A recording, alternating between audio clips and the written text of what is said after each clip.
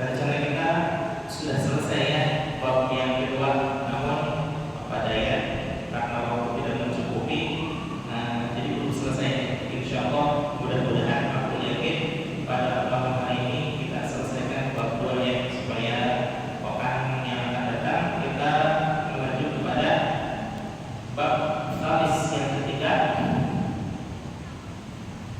fi bayanil hayawan bil arwah fil hadisat.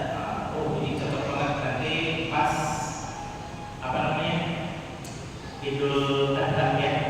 Fi bayanil hayawanat, di dalam menerangkan sifat-sifat hewan, al arwah yang semasa roh, fil hadisat di dalam diri kita. Kenapa Tuan Syekh menyatakan sifat hayawanat di dalam diri kita? Bahwa secara logika, mohon dijawabnya, secara logika ketika Idul Adha kaum muslimin wal muslimat banyak yang kurban atau tidak? Tidak ya, padahal baru sejalan sampai sama Muharram. Alhamdulillah jadi pengusaha sapian, mudah-mudahan jadi sukses selamanya. Amin ya Allah. Bisa unta, bisa kerbau, bisa sapi, bisa kibas, domba, kambing dan lain sebagainya. Namun yang kita rasakan dan kita lihat bahwa kaum muslimin tidak semuanya bisa berkurban. Nah, di sini Tuan Syekh memberikan alternatif bagi orang yang bagaimana ketika tetangga-tetangga banyak yang berkurban, saya sendiri tidak berkurban. Seandainya jangan berkecil hati, saya karena sudah dikasih tahu di dalam kitab Sirrul Asrar, karena ada susunan Tuan Syekh Abdul Qadir Al-Jailani bahwa di dalam pelaksanaan kurban itu ada dua macam. Di dalam pelaksanaan ibadah-ibadah yang lain ada dua macam. Apa itu? Secara syariat dan secara hakikat atau qariqat ya. Secara hakikat, secara syariatnya bagaimana? Kita menyediakan uang 3.200.000 untuk sapi kalau di sini. 3.500 ya. 3.500.000 atau 4 juta kalau beli kambing lah. Nah, menyerahkan kepada panitia, kemudian boleh dilihat, boleh tidak, kita serahkan aja kepada panitia di masjid. Alhamdulillah itu sudah sah melaksanakan kurban secara syariat. Apa yang dilihat oleh Allah? Bukan darahnya, bukan dagingnya, bukan gemuknya, bukan bulunya, bukan dagingnya, bukan. Tapi keikhlasannya. Nah, banyak orang-orang yang ikhlas ingin berkurban, namun secara syariat belum ditakdirkan untuk memiliki uang lebih daripada kurban untuk masyarakat. Dari misalkan saya orang fakir, daripada kurban untuk masyarakat, yang mendingan beli nasi untuk anak dan istri saya. Betul tidak? Betul. Kenapa? Karena anak dan istri itu tanggung jawab kita, sedangkan masyarakat ada tanggung jawab masing-masing. Misalkan saya dalam keadaan fakir tapi ingin berkurban, ikhlas tapi belum mencukupi secara syariat akomodasinya. Bagaimana caranya? Ikuti apa yang diterangkan di dalam kitab Sirrul Asrar susunan Syekh Abdul Qadir Al-Jailani, bahwa yang kurban ada kurban qariqah. Apa itu kurban qariqah? Sebagaimana tahun lalu saya belum ada di sini, kurban menyatakan kurban itu ada dua, kurban syariat, kurban qariqah. Yang syariat sudah barusannya insya Allah mudah dipahami karena semuanya sudah paham. Setiap tahun melaksanakan kurban. Yang kurban secara qariqah, bahwa setiap diri memiliki sifat-sifat yang di samping memiliki sifat kita sendiri, ada sifatul hayawaniyah, sifat-sifat hewan yang ada di dalam diri saya. Saya tidak membahasakan kita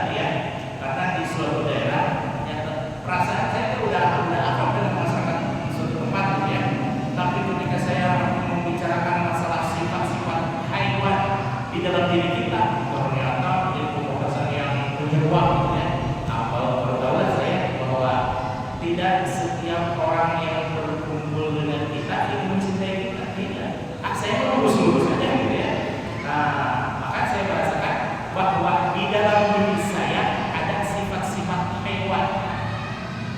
Bagaimana supaya bisa berkurban? Kalau orang lain berkurbannya dengan sapi, dengan domba, dengan kibas, dengan lembu, dengan kambing, dengan kerbau dan lain sebagainya, saya mah berkurban dengan menyembelih sifat-sifat hewan yang ada di dalam diri saya. Bagaimana? Bismillahirrahmanirrahim. Tawakkaltu 'ala Allah, nawaitu an adbaha hadhihi sifatul hayawanati fi nafsi. Ya Allah, saya berniat untuk menyembelih sifat-sifat hewan yang ada di dalam diri saya. Sifat-sifat hewan apa yang dimaksud? Sifat-sifat kambing. Bagaimana sifat-sifat kambing? Udah gadia gitu ya. Tak punya tahu, jebret, nggak peduli teman atau tuannya keganggu, yang penting saya pengen makan, udah gadia gitu ya. Atau adakah kambing yang peduli apakah ini rumput tetangga atau rumput tuannya? Kan ada yang peduli gitu ya. Itu sifat-sifat kambing di dalam diri saya. Sifat-sifat kerbau yang ada di dalam diri saya, sifat-sifat sapi yang ada di dalam diri saya, dan semua sifat-sifat hewan disembelih bismillahi Allahu Akbar. Gitu ya. Kalau kurban syariat hanya satu kali dalam satu tahun, tapi kalau kurban thariqah bisa tiap tahun, bisa tiap bulan, bisa tiap pekan, bisa tiap hari, atau kapan saja, di mana saja, dalam bagaimana keadaannya. Yang penting ada perasaan, ada sifat-sifat hewan di dalam diri saya. Saya rasa kurban, bismillah, Allahu Akbar. Jadi kurban itu bisa berkali-kali dalam satu hari. Menurut Tuan Syekh Abdul Qadir Al-Jailani. Demikian juga ibadah haji. Kalau ibadah haji, subhanallah, kalau tahun sekarang siapin uang akomodasi 5,9,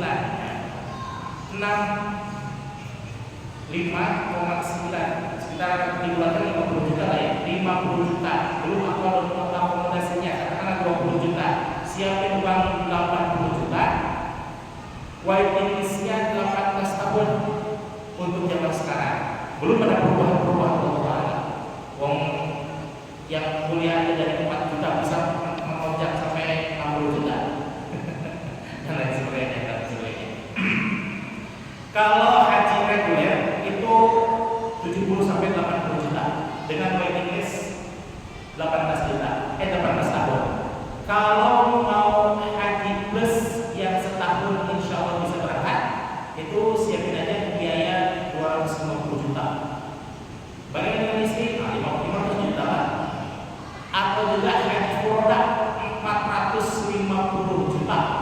Beri dengan istri 900 juta. Atau dengan akomodasi 1 miliar baru bisa haji. Tapi saya, lagi-lagi saya yang berkali-kali saya mendatangi BNI untuk bayar mereka, tapi ketika sudah mencukupi, hampir mencukupi, mau ada ecornya bisa pulang, tarik lagi gitu ya. Mulai lagi datang lagi ke BNI, Pak saya mau bayar lagi Pak, lagi-lagi ngecor, tarik lagi. Ketiga kali, Mbak saya mau bayar renta, Mas paling juga beberapa bulan lagi ditarik lagi gitu ya. Yang bagi saya seperti saya belum bisa mencukupi ibadah haji. Tapi ini ibadah haji bagaimana caranya? Ada ibadah haji secara thariqah. Kalau yang tadi yang 80 juta, yang 250 juta, yang 450 juta itu haji syariat. Bagaimana haji thariqah? Haji thariqah itu dilihat dari filosofinya. Bagaimana filosofi haji? Filosofi haji adalah perjalanan ibadah seseorang dari masjid menuju ke masjid untuk kembali lagi ke masjid. Ketika dia ada di tanah yang masing-masing, tanah tempat yang digunakan untuk bersujud syukur kepada Allah Subhanahu wa taala, dipanggil untuk ibadah di mana? Di masjid atau musola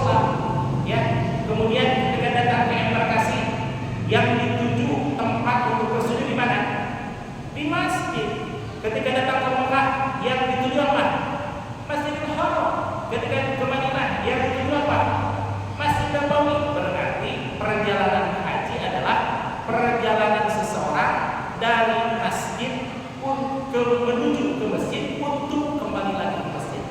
Maka jangan dulu menunggu kening ini pernah sujud di Masjidil Haram atau Masjid Nabawi supaya kita baru beranjak sujud di masjid kita masjid. Tapi anggap saja setiap masjid dan musola di lingkungan kita maupun dimanapun adanya ketika kita sedang perjalanan, anggap saja itu sebagai miniatur Masjidil Haram dan Masjid Nabawi. Kenapa?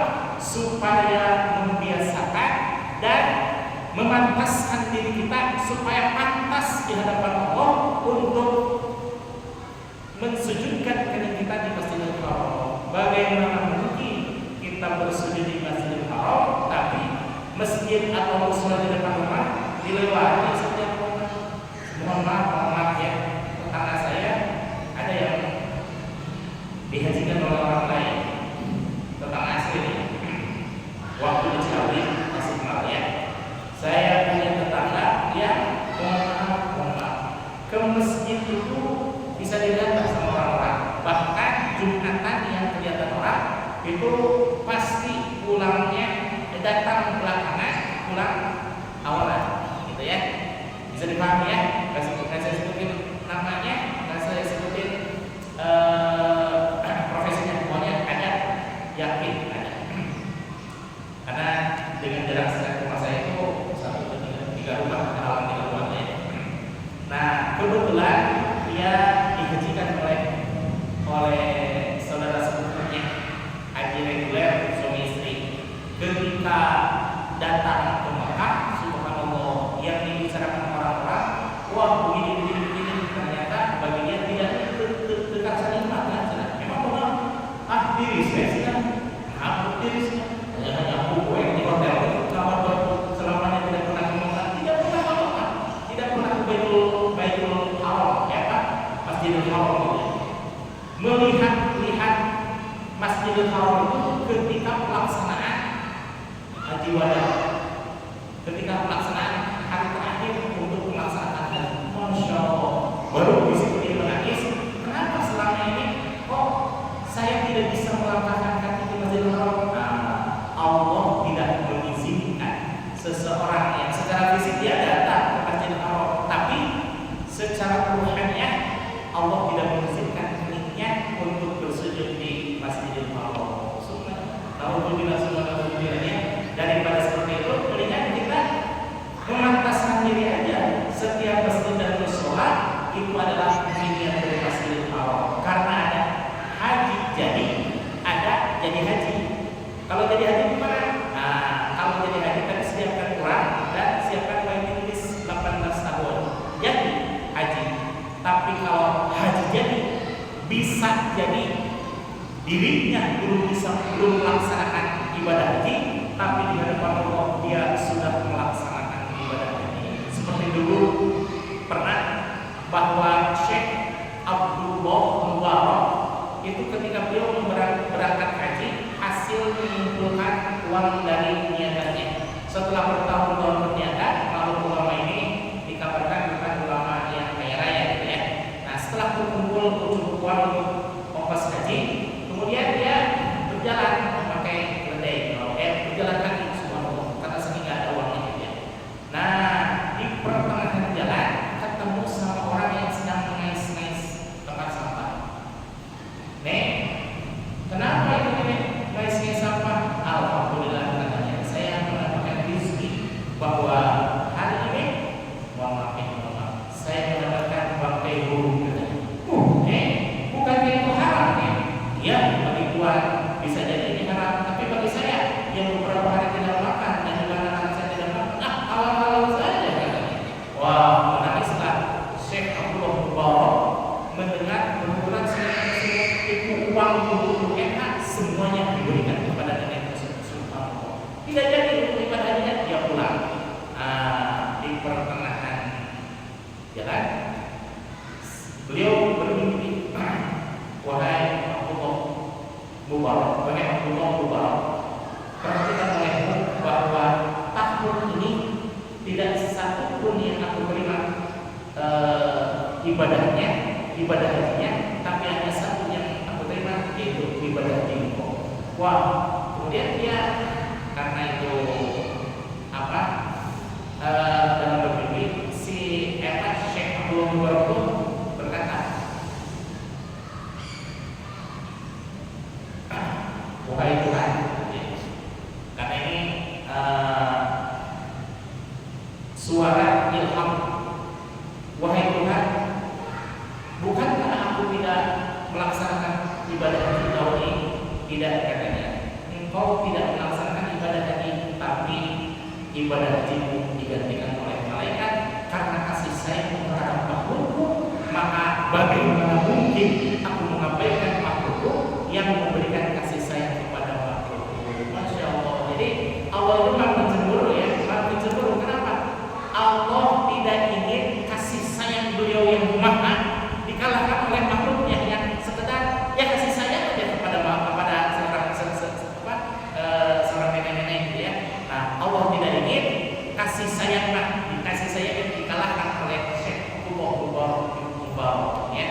Jadi ada jadi haji, ada haji jadi. Bagaimana bagi kita? Bagi kita ada beberapa ibadah yang dinilai di hadapan Allah itu setara dengan ibadah ini. Apa di antaranya? Ketika melaksanakan sholat Jumat pertama kali datangnya dan duduk di barisan pertama, itu setara dengan ibadah haji. Yang kedua, ketika sholat subuh tidak beranjak keluar, melainkan berzikir kepada Allah, bermunajat, tadarus atau sebagainya sampai waktu Isra baru keluar. Nah, dan satu lagi, dulu pernah saya sampaikan hadisnya ya, bahwa barang siapa yang mendatangi masjid kemudian dia tidak meniatkan segala sesuatu selain untuk belajar setelah beribadah, maka nilai di hadapan Allah hajat, bahkan hajatnya hajat mabrur. Subhanallah ya. Jadi ada tiga ibadah yang dinilai ibadah haji oleh Allah. Apa tuh? Pertama, apa tadi? Datang pertama dan duduk pertama ketika mendatangi sholat Jumat. Kedua, sholat subuh tidak beranjak keluar masjid sampai isya. Dan ketiga, ketika mencari ilmu di masjid tidak ada niat yang lain selain beribadah dan juga mencari ilmu. Insya Allah itu, dan kita semua di hadapan Allah sudah ada belum? Hah? Aku lihat Pak. Ya, walaupun di hadapan manusia kita bukan haji, tapi di hadapan Allah sudah berkali-kali kita ibadah haji. Alhamdulillah. Tapi itu nanti ya. Di pekan yang akan datang kita insya Allah sekarang diselesaikan oleh Alenia atau pasal yang kedua. Bismillahirrahmanirrahim. Fa'awni'ur ruhi, maka tempatnya ruh. Oh ini mohon maaf diulangi sedikit ya, karena untuk menyimbangkan alam dari pembahasan ini. Fa'awni'ur ruhi, maka ada di tempatnya ruh al-jismani yang sebangsa jismani, fil jasadi yang ada fil jasadi yaitu di dalam jasad, ma bainal lahmi antara daging, wadami dan juga darah, wa mawdi'ur ruhi dan tempatnya ruh ar-ruwani sebangsa ruwani atau rohani atau ruwani ya, ruhani kalau di bahasa Indonesia rohani ya. Ruwani al-qalbu itu adalah tempatnya qalbu, wa mawdi'ur ruhi dan ada pun tempatnya ruh as-sultani yang sebangsa sultani, al-fuadu itu dia adalah fuad, wa mawdi'ur ruhi al-qudsi dan tempatnya ruh sebangsa qudsi itu sirri, di dalam sir, karena di dalam hadis kursi Allah Subhanahu wa taala menyatakan banaitu fi Adam Badaitu fi qawmihi Badaitu fi jawfi Adam. Aku menciptakan di dalam diri manusia qasran, itu bagaikan istana, wa fil qasri sadran, dan di dalam istana tersebut ada dada. Maka menurut hadis yang tertera dalam hadis ini bahwa manusia itu yang paling utama itu bukan kepalanya, bukan otaknya sebagaimana teori baratnya, tapi di dalam teori Islam yang paling utama itu adalah roh, dan roh itu adalah roh sirri. Kalau di dalam teori barat otak kanan, otak kiri, dia untuk berpikir, tapi justru di dalam teori Islam yang berpikir kolbu, yang memiliki rasa untuk mengaitkan diri kepada Allah Subhanahu wa taala, kolbu dan lain sebagainya, ya. Wa fi sadri qalbi, dan di dalam sadri itu wa fi sadri syarafan, di dalam dada tersebut ada syaraf. Syaraf itu bagian yang lebih dalam daripada sadri, dada. Wa fi syarafan lubbi, dan di dalam syaraf ada lub itu inti, tapi di dalam itu wa fi lubbi qalban, dan di dalam lub itu ada qalbi. Wa fi qalbi fu'adan, di dalam qalbi itu ada fu'ad, maka mata hati. Sultan itu tempatnya di fu'ad. Nah, yang lapisan terdalam daripada ruh atau daripada hati, wa fi lubbi sirran, dan di dalam lub ini ada sir, wa fi sirri ana, dan disitulah aku bersemayam kepada Allah Subhanahu wa taala, sebagaimana dinyatakan di dalam Al-Qur'an, innallaha yahulu bainal mar'i wa qalbi, dan ketika Allah berinteraksi dengan manusia, maka yang dituju adalah qalbunya. Maka kata Rasulullah sallallahu alaihi wasallam,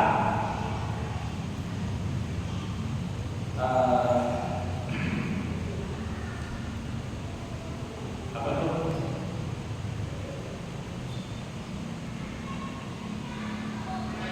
Yang sebelumnya supaya lanjut ya.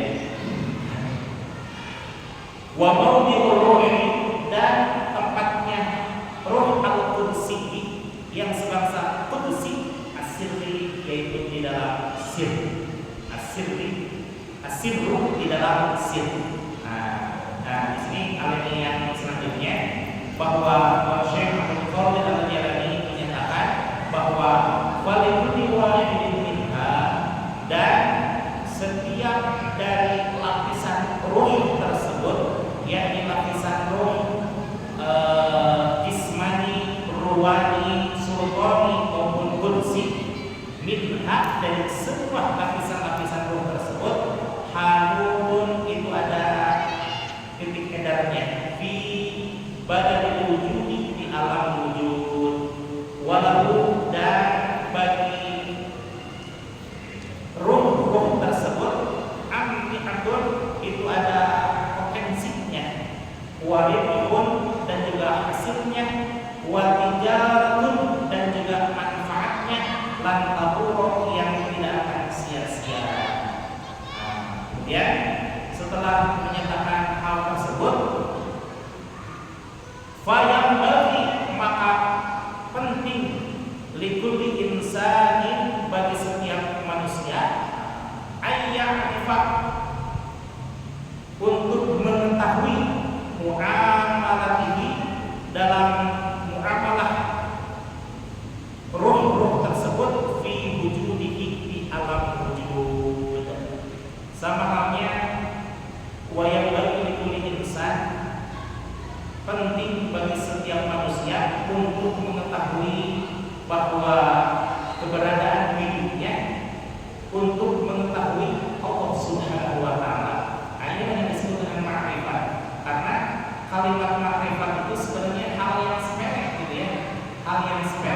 tapi ketika karena jarang dibahas, jarang diutarakan di masyarakat, jadilah kata makrifat itu sesuatu yang tinggi, awam-awam, padahal biasa-biasa saja, ya. Nah, ketika kita di SD, bahkan di TK, itu sudah diperkenalkan makrifat kepada Allah. Bagaimana pengenalan makrifat kepada Allah? Allah Tuhan saya, Tuhan saya Allah. Kalau bukan Allah, bukan Tuhan saya. Ketika di usia TK, semua anak-anak paham bahwa yang hakiki, bahwa setiap nyawa itu subhanallah ada yang mengendalikannya. Tidak mungkin ada kehidupan tanpa ada yang mengendalikan. Sama hanya dengan seluruh makhluk ini, tanpa ada yang menciptakan, tidak mungkin ada semua makhluk ini. Justru karena ada yang menciptakanlah adanya makhluk-makhluk ini. Cuma karena keberadaannya tidak terlihat atau maha goib, kalau tidak ada goib, kalau untuk Allah maha goib. Sebenarnya Aristoteles, pemikir filsuf di zaman Yunani, itu sudah mengetahui bahwa zat yang maha mengetahui, zat yang maha menguasai alam semesta yang metafisik ini pasti ada. Maksudnya begini, bahwa alam yang metafisik ini pasti ada yang maha metafisik. Cuma karena risalah tauhid belum sampai kepada dia, risalah nubuwah belum sampai ke kalbunya dia, belum sampai ke telinga dia, belum sampai ke mata panca dia, maka belum mengenal siapa itu sesungguhnya yang dan maha metafisik. Kalau kita sudah paham siapa itu yang maha metafisik, ya Allah Subhanahu wa Ta'ala. Nah, kalau kita makrifatnya sudah di situ, tapi kalau Aristoteles tidak sampai kepada pengetahuan bahwa zat yang maha metafisik itu Allah Subhanahu wa Ta'ala. Di dalam salah satu baliknya bahwa Syekh Ruslan menyatakan bahwa awal wajibin 'alal insan ma'rifatul ilahi istiqamah. Yang pertama kali wajib diketahui oleh manusia adalah ma'rifatul ilahi istiqamah, mengetahui keberadaan Allah dengan seyakin-yakinnya. Nah, keberadaan Allah ini sangat diyakini oleh kita, bahkan ketika jauh sebelum kita lahir, bahwa Allah berfirman kepada rajanya, alastu birabbikum, jadi yang ada di dalam hidup kamu sekalian, apakah kamu mengakui bahwa aku adalah Tuhan dan aku adalah sebagai makhluk?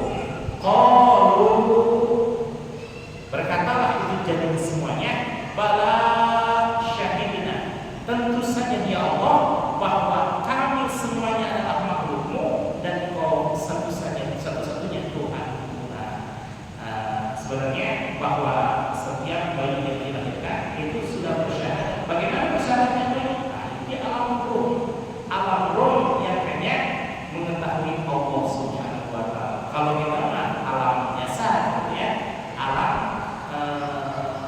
mana tadi? Ruhnya, roh jismani, ruh yang sudah nempel di badan jasad ini, dan mata, telinga, panca indera baru berfungsi setelah 4 bulan ke atas, gitu ya. Bayi yang dilahirkan memang belum bisa mendengar, belum bisa bercakap, belum bisa apa-apa. Nah, kecuali rohaniahnya. Maka melalui para jemaah ini, melalui pemaparan Syekh Al-Qadir Al-Jilani, ingin berubah paradigma bahwa yang terpenting dari manusia itu bukan jasadnya sebenarnya. Kenapa?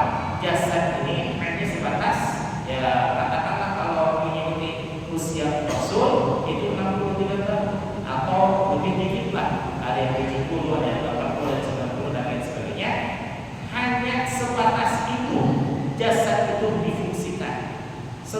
habis masa kontraknya, habis masa idahnya di alam dunia. Tapi ruh itu sudah Allah ciptakan ketika Allah menciptakan ruh kanjeng Nabi Muhammad SAW. Dari ruh kanjeng Nabi Muhammad SAW diciptakan ruh. Bahkan putra kita yang seandainya kita belum nikah dengan istri kita, calon putra-putra kita, calon cucu kita, calon cicit kita itu sudah ada, sudah diciptakan oleh Allah Subhanahu wa taala. Cuma baru ada diedarkan di alam dunia ketika ruh bertemu dengan jasad. Ruh kalau bahasa kita rohani dengan rohani, jasmani dengan rohani. Hanya dua-duanya itu. Tapi sebenarnya ruh ada empat: ruh jasmani, ruh rohani, ruh sultani, ruh qudsi. Itu semuanya ada di dalam diri kita. Dan yang terpenting adalah ruh al-qudsi yang bersentuhan langsung dengan Allah Subhanahu wa taala, dan melalui ruh qudsi itulah Allah berinteraksi dengan kita.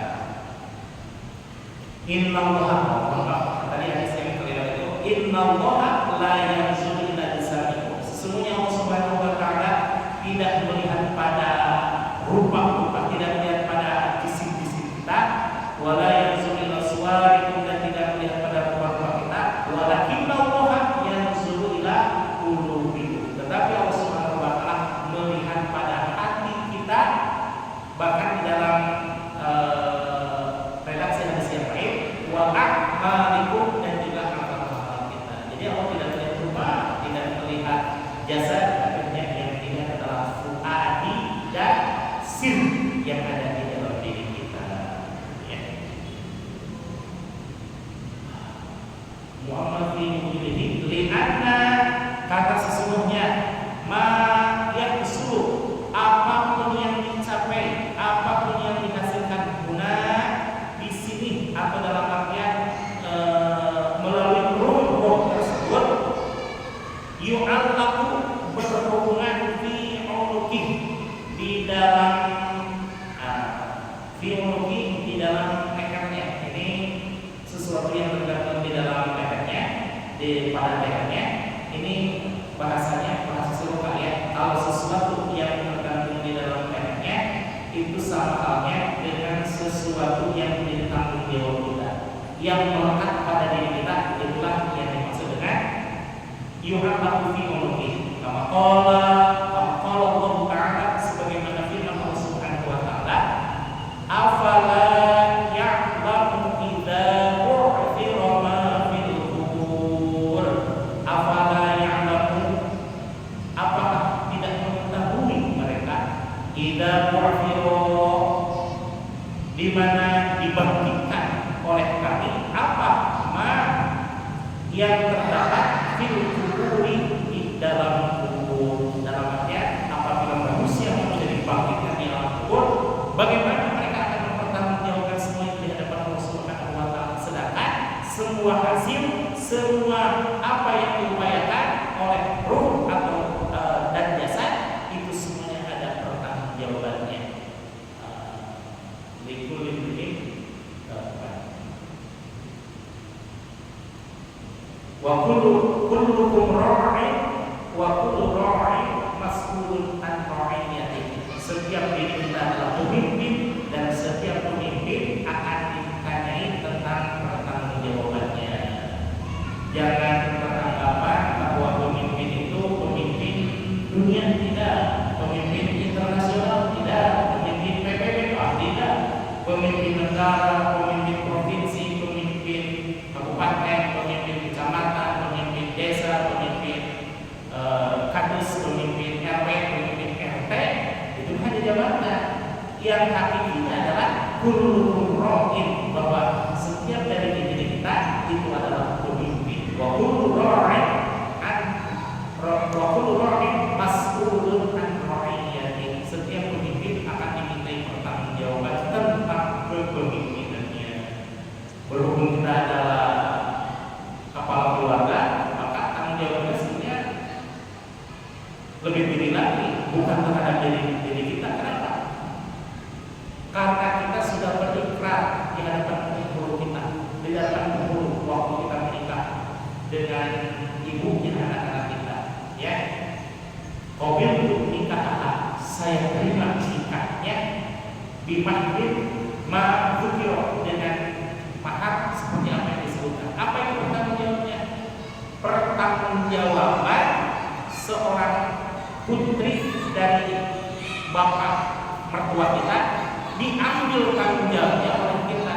Jadi ketika anak perempuan dinikahkan, maka sudah hilang tanggung jawab seorang bapak. Yang ada adalah tanggung jawab suami.